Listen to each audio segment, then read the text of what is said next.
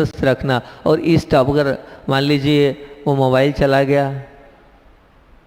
गुम गया, चोरी हो गया, वहाँ से किसी ने उठा लिया, आपके टेबल पे रखा हुआ मोबाइल, तो क्या होगा? इष्ट वही है। अभी तो मेरे ख्याल से आपकी माँ इष्ट नहीं होगी इतनी जितना मोबाइल में इष्ट है। जितना मोबाइल इष्ट है उतना और कोई इष्ट नहीं होगा। सही बोल रहा हूँ नहीं बोल रहा हूँ? आपकी दुखती नस पे हाथ रख दिया मैंने, ठीक है ना? सब कुछ है आपके मोबाइल में, आपकी जान वो है, आपकी जहान मोबाइल है आपका, वो इष्ट है। और अगर वो गुम गया तो पूरी गैलरी उसमें पड़ी है महाराज जी, पूरे फोटोज उसमें पड़े हैं, सब कुछ उसमें पड़ा है। मैं हमेशा एक बात बोलता हूँ जब भी मोबाइल की बात आती है, पहले लोग अपनी ज्वेलरी छिपाते थे, पहले अपनी ज्वेलरी छिपाते, सोना चांदी हीरे मोती जवाहरात। आजकल अपनी गैलरी छिपाते हैं, आजकल मोबाइल की गैलरी छिपाते हैं वो लोग, कहीं कोई गैलरी देख ना ले हमारी। क्या है आपके इसी उस मोबाइल की गैलरी में? बताओ ना क्या है ऐसा? और वो कौन सा पासवर्ड, नहीं क्या बोलते हैं वो, आप पासवर्ड आप ही खोल सकते हो उसको, और कोई नहीं खोल सकता आपके मोबाइल को। ऐसा क्या आपने ऐसा उसमें है जो दूसरा नहीं खोल सकता है? बताओ ना।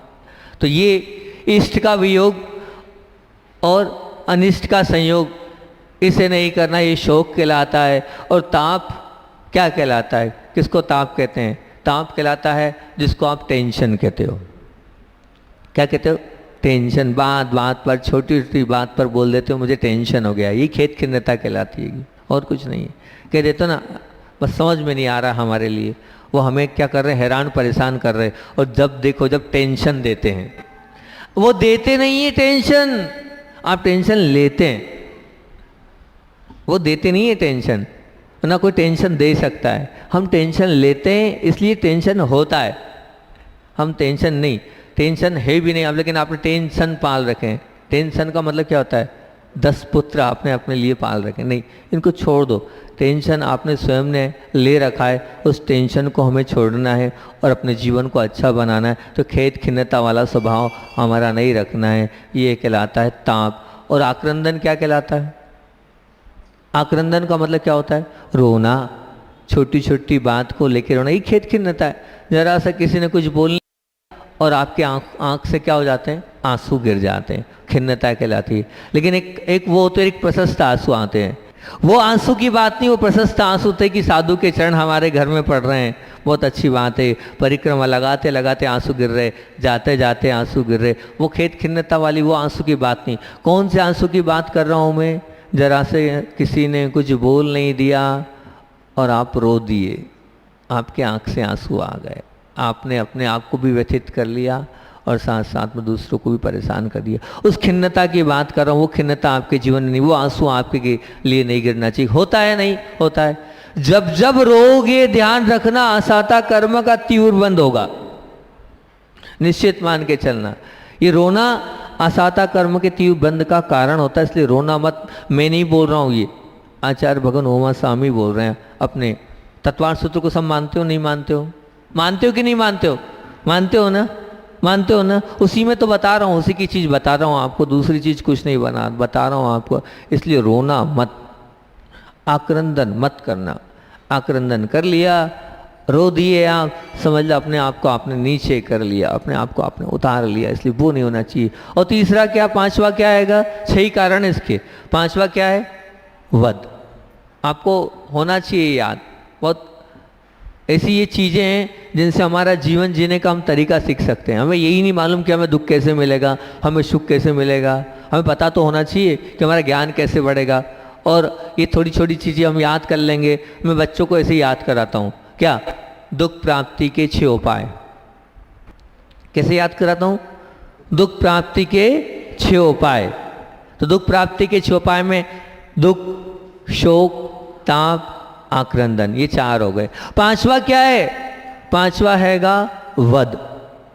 आप लोगों ने वध को ये मान रखा हैगा कि हमने किसी को मान लीजिए मार दी, मतलब जीव को घात पहुंचा दिया, वो वध है। लेकिन आचार्य भगवंत पूज्यपाद स्वामी ने वध की परिभाषा क्या लिखी हैगी? उन्होंने कहा है मन से, वचन से और काय से किसी को व्यथित कर देना, ये भी वध कहलाता है। वह मन वचन काय तीनों बातें आई हैं। वहाँ इतना नहीं कहा कि आपने किसी की जान ले ली वो वध है। अमन ने इतना माना है कि सिर्फ किसी को मार दिया हमने, उसकी जान ले ली, वो वध कहला रहा है, उससे असाता कर्म बनेगा। नहीं, आपने अगर वचनों से भी अगर किसी से कुछ बोल दिया है वो भी वध ही कहलाएगा। आप वचन छोड़ दो, मन से भी सोच लिया किसी का बुरा, वो भी वध के अंतर्गत ही आएगा, उससे भी असाता कर्म बनेगा। दिन रात हम मन से कितना बुरा सोचते रहते हैं, सोचते हैं ना? बताओ तो सही, सोचते हैं कि नहीं? 24 घंटे लगे हैं और ना हमारे मन से किसी का बुरा होना है, लेकिन फिर भी दूसरे का बुरा सोचते रहते हैं। दूसरे का अच्छा करने का भाव तो कम होता है, अधिकतर बुरा करने के भाव बहुत होते हैं। नहीं, उसे हमें अपने जीवन को अगर अच्छा बनाना है और महान बनाना है तो बिल्कुल नहीं, हमें मन वचन काया तीनों को पवित्र रखना है। और छठवा क्या है? छठवा क्या है? वो सबसे तीव्र है। कौन सा छठवा? परिवेदन। थोड़ी बहुत स्वाध्यायशील नहीं किमलासा में? नहीं है, थोड़ा बहुत भी नहीं स्वाध्याय है, नहीं है। छठवा क्या है? परिवेदन। परिवेदन का तात्पर्य क्या है? ये मेरा बहुत फेवरेट विषय है। इस विषय को मैं बहुत अच्छे से पसंद भी करता हूँ, सामायिक में चिंतन भी करता हूँ, देता भी और रटाता भी हूँ बच्चों को। परिवेदन, परिवेदन का मतलब सुन लेना सब लोग कान खोलकर। ये आप दिन रात 24 घंटे कर रहे हैं। क्या? ऐसा रोना कि स्वयं भी रोना और दूसरों को भी रुलाना। पर अपने में तो वेदना है ही, लेकिन दूसरों को भी व्यथित कर देना, ये परिवेदन होता है। और रोना भर नहीं है।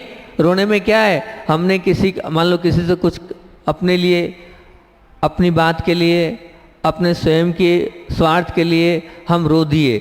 अब उस रोने से, आप तो रो दिए हो, बहुत अच्छी बात है कि, लेकिन आप समझना तो सही, आपके उस रोने से कितने लोग परेशान हो रहे हैं।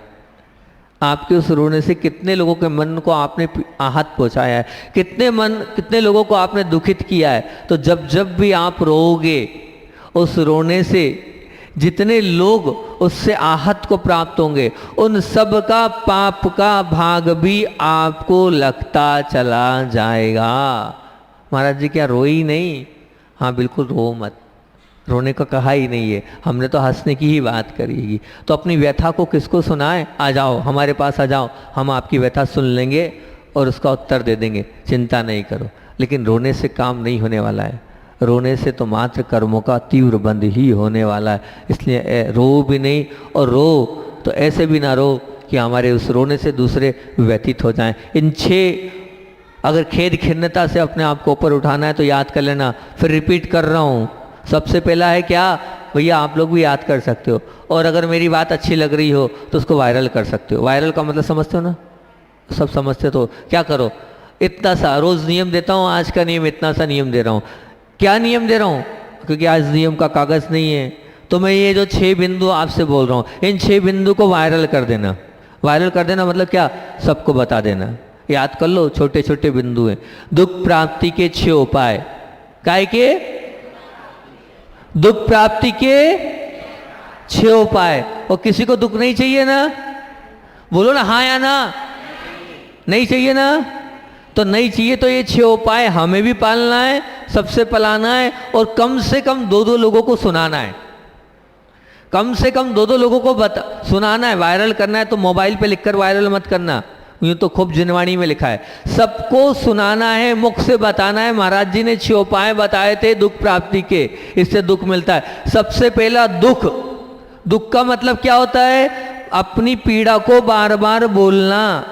इससे दुख और बढ़ेगा, इससे हमारी पीड़ा और बढ़ेगी, हमारी बीमारी और 100 गुनी बढ़ेगी। अपने दुख को बोलो मत, सहो।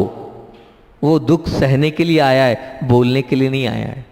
वो बोलकर बढ़ाने के लिए नहीं आया। तो पहला क्या है? दुख मतलब अपने दुख को क्या करना है? सहना है, बोलना नहीं। दुख बोलने से बढ़ेगा। दूसरा क्या है? शोक। याद हो जाएगा भैया, मोबाइल पर रिकॉर्ड कर लो, लिख लो, कुछ भी कर लो भैया, लेकिन 2 लोगों को, जितने लोग बैठे हैं या मेरी आवाज़ सुन रहे हैं, मेरी बात को सुन रहे हैं, 2-2 लोगों को सुनाना है। देखो सुनाओगे तो 2 काम हो जाएंगे, आपका भी पक्का हो जाएगा और सामने वाले का भी भला हो जाएगा। और देखो आचार्य श्री जी एक बात बोलते थे, जितना बार बार आप जो बोलते हो, जो सुनते हो और जो देखते हो, वही संस्कार पढ़ते चले जाते हैं। आप जब ये बार बार बोलोगे ना कि अपनी पीड़ा को बार बार बोलने से पीड़ा बढ़ती है। जब आपको, क्योंकि अभी तो मैंने बोल दिया, बोलने के बाद जब कंडीशन आती तो हम भूल जाते हैं। जब सामने वो परिस्थिति आती है तो सब एक तरफ हो जाता है। अभी प्रवचन में सब बातें बहुत अच्छी लग रही है, महाराज जी बहुत अच्छी बातें बोल रहे हैं, लेकिन जब फेस करने के समय में हम उन सब चीज़ों को भूल जाते हैं। तो उसका क्या करना है, हम इसको बार बार बोलें। जब हम बार बार रिवाइज करेंगे, बताएंगे, तो जब कंडीशन आएगी तो थोड़ा तो याद आ ही जाएगा, भैया बार बार काय को बोलना, सिर दर्द हो रहा है, घुटना दर्द हो रहा है, पीठ दर्द हो रहा है, पेट दर्द हो रहा है, उसको बोलने से होना तो कुछ है नहीं, अपन तो समता से सहन कर लो तो सबसे अच्छा काम हो जाएगा। तो बस हमें वही करना है। तो सबसे पहला क्या है, दुख, याद कर लेना, सबके पास मोबाइल है, लिख लो। दूसरा क्या है, शोक। शोक की परिभाषा क्या है, इष्ट का वियोग और अनिष्ट का संयोग। इष्ट अगर चला गया तो उसमें दुखी होना, और अनिष्ट आ गया उसमें दुखी होना, शोक हो गया। तीसरा क्या है, ताप। ताप मतलब टेंशन। नियम ले लो, जीवन में कभी ये नहीं बोलेंगे कि मुझे बहुत टेंशन है। जब जब बोलोगे मुझे टेंशन है, मैं टेंशन में हूं, तब तब असाता कर्म का तीव्र बंद होगा। लिख लो इस चीज को, इस टेंशन को अपने दिमाग से निकाल लो। हमें टेंशन नहीं बोलना है कि हम टेंशन में हैं। इंटेंशन के पूर्वक मेरे इस शब्द को सुन लो, और अब मत बोलना कि मैं टेंशन में हूं। कोई बोलेगा यहां बैठा हुआ, बोलो हाँ या ना। अब बोलोगे मैं टेंशन में हूं, बोलोगे? कभी नहीं बोलना मैं टेंशन में हूं, ठीक है ना। अपने को अपने इंटेंशन में इसको फिट कर लेना, मुझे ये नहीं बोलना है मैं टेंशन में हूँ, बिल्कुल नहीं, मैं टेंशन में बिल्कुल भी नहीं हूँ। तो तीसरा क्या है, दूसरा क्या है, बोलो तो सही, दुख, शोक, ताप, ठीक है ना। तीसरा क्या है, ताप। ताप के बाद चौथा क्या है, चौथा क्या है, आक्रंदन, मतलब रोना नहीं है, चाहे जो हो जाए, कितनी भी कंडीशन आ जाए, मैं रोऊंगा नहीं, ठीक है ना। पांचवा क्या है, वध। मन से, वचन से और काय से किसी को पीड़ा नहीं पहुंचाना, ये वध कहलाता है। जब जब भी आप किसी को पीड़ा करने का विचार भी करोगे तो उससे असाता कर्म का तीव्र वध होगा।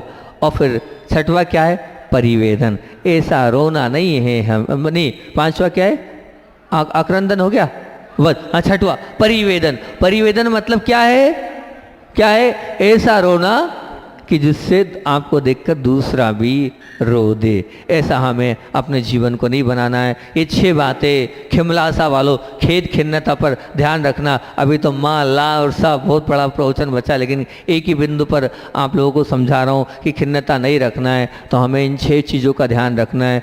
दुख, बोलो, दुख, शोक, ताप, आक्रंदन, वध, परिवेदन। ये काय के उपाय हैं?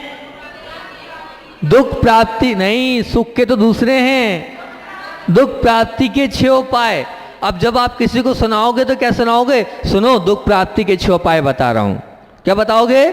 दुख प्राप्ति के 6 उपाय बता रहा हूं। इससे दुख मिलता है, ये दुख की जननी है, ये दुख के बीज है। अगर तुम दुख नहीं चाहते हो तो इनको कभी मत बोना, नहीं तो दुख मिलता चला जाएगा। दुख के साथ समझौता हो जाएगा, दुख से संगति हो जाएगी, दुख का साथ जीवन से नहीं छूटेगा। फिर एक बार रिपीट करो, दुख, शोक, ताप, आक्रंदन, वध, परिवेदन। बस 2 लोगों को सुनाना है। अगर आप मुझे मानते हो, मुझे स्वीकार करते हो, तो सिर्फ 2 लोगों को आपको कम से कम बताना है, और उन 2 लोगों से बोलना आपको भी 2 लोगों को सुनाना है। अच्छे से सुनना, क्योंकि वो जब सुनेगा, अभी पता है मैंने आपसे बोला 2 लोगों को सुनाना है, तो बड़े तल्लीनता से आपने सुना है।